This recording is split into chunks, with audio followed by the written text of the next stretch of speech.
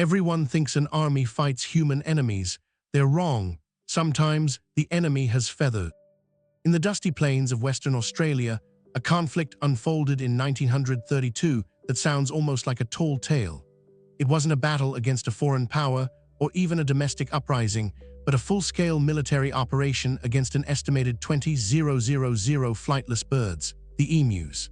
This was the Great Emu War, a bizarre chapter in Australia's history, where the army, armed with machine guns, went head-to-head with nature. And nature, in its own peculiar way, won. The year 1932 was a difficult one for Australia. The Great Depression had hit hard, and returning WWI veterans, promised land in Western Australia, found themselves struggling. They were encouraged to farm wheat in the marginal lands of the Campion district, a harsh, unforgiving environment already home to an abundance of native wildlife. These soldier settlers, as they were known, faced immense challenges. The land was tough, the prices for wheat were plummeting, and then a new threat emerged, a mass migration of emus.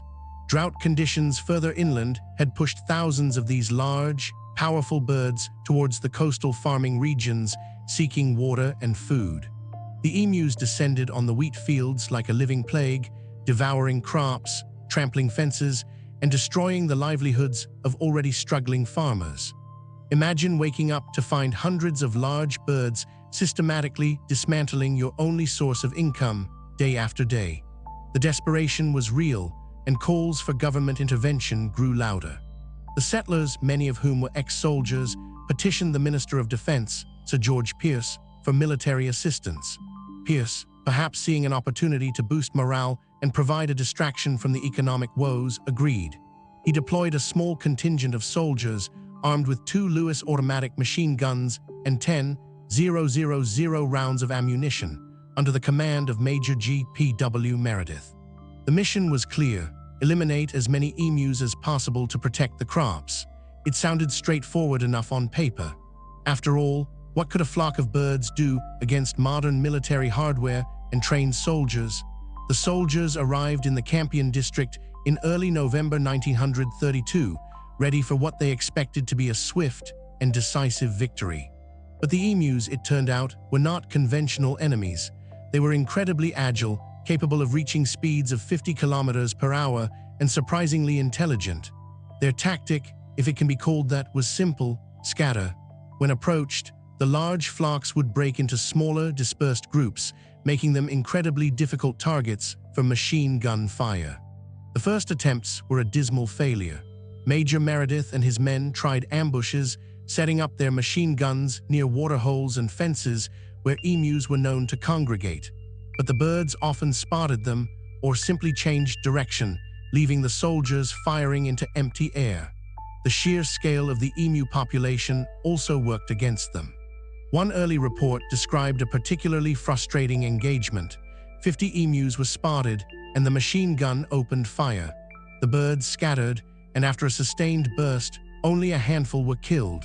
The ratio of bullets fired to emus killed was disheartening, to say the least. The soldiers were quickly learning that these weren't just dumb birds. Major Meredith himself noted the emus' remarkable ability to evade fire, comparing them to Zulus due to their elusive tactics. The birds seemed to have an innate understanding of how to avoid being cornered, using the undulating terrain and sparse vegetation to their advantage. It was a bizarre, almost comical, cat-and-mouse game. After nearly a week of fighting, with little to show for their efforts, the initial military operation was called off. The press, both in Australia and internationally, had a field day. Headlines mocked the Australian Army for losing a war against birds. The embarrassment was palpable, but the problem for the farmers remained. A second attempt was launched later in November, with Major Meredith returning to the front lines.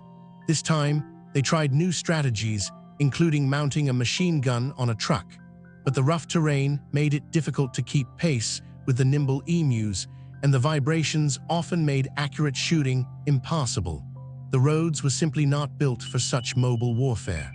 By the end of the operation, which lasted just over a month in total, the official count of emus killed was around 986, using an estimated 860 rounds of ammunition. That's roughly 10 bullets per emu, a staggering inefficiency for a military operation. The farmers, who had hoped for a clear resolution, were still facing their feathered foes. The Emu War officially ended in December 1932, with the military withdrawing, defeated not by enemy strategists or overwhelming force, but by the sheer resilience and unpredictability of nature. The soldiers had done their best, but they were simply outmaneuvered by their avian adversaries. In the aftermath, the Australian government resorted to a more conventional, though perhaps less dramatic, solution: a bounty system. Farmers were paid a small fee for each emu killed, which proved to be a more effective, albeit less memorable, strategy than military intervention. The emus, however, continued to thrive. The Great Emu War remains a curious footnote in military history, a testament to the unpredictable nature of conflict, and a reminder that even the most advanced technology can be rendered ineffective against a determined and adaptable foe, no matter how feathered. It's a story that still raises a smile, but also offers a glimpse into the struggles of those early settlers. It teaches us a lesson about humility, about the limitations of force, and perhaps about the unexpected intelligence of the natural world. Australia's army didn't lose because they were incompetent, but because they faced an opponent that simply refused to fight by human rules. Sometimes, the most formidable adversaries aren't the ones you expect. Subscribe if you're fascinated by the strange, the unusual, and the often overlooked corners of history.